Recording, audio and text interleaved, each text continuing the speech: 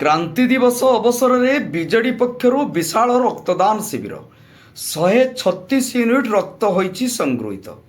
ସାରା ଭାରତବର୍ଷରେ କ୍ରାନ୍ତି ଦିବସ ରୂପେ ପାଳନ କରାଯାଉଥିବା ବେଳେ ନୀଳଗିରି ବିଜେଡି ପକ୍ଷରୁ ପୂର୍ବତନ ବିଧାୟକ ଇଞ୍ଜିନିୟର ସୁକାନ୍ତ କୁମାର ନାୟକଙ୍କ ନେତୃତ୍ୱରେ ପାର୍ଟି ଅଫିସରେ ଏହି କ୍ରାନ୍ତି ଦିବସ ପାଳନ କରାଯାଇଛି।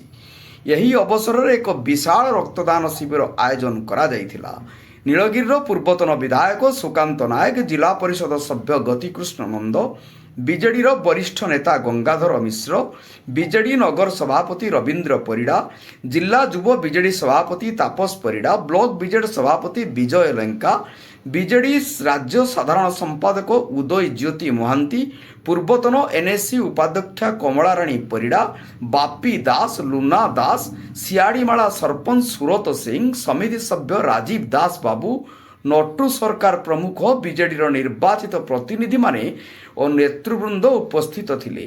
ନୀଳଗିରି ରକ୍ତ ଭଣ୍ଡାରର ଡାକ୍ତର ତ୍ରିନାଥ ପାଲ ଉପସ୍ଥିତ ଥିବାବେଳେ ଟେକ୍ନିସିଆନ ବେଣୁଧର ରାଉଳ, ସରୋଜ କୁମାର ପସା ଏବଂ ସଂଗ୍ରାମ ମହାପାତ୍ର ରକ୍ତ ସଂଗ୍ରହରେ ସହଯୋଗ କରିଥିଲା ବେଳେ 136 ୟୁନିଟ୍ ରକ୍ତ ସଂଗୃହୀତ ହୋଇ ନୀଳଗିରି ରକ୍ତ ଭଣ୍ଡାରରେ ରଖାଯାଇଥିଲା।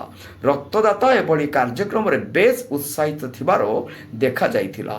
ନୀଳଗିରିରୁ ମନୋଜ ମହାନ୍ତିଙ୍କ ରିପୋର୍ଟ, ଜନତା ଏକ୍ସପ୍ରେସ।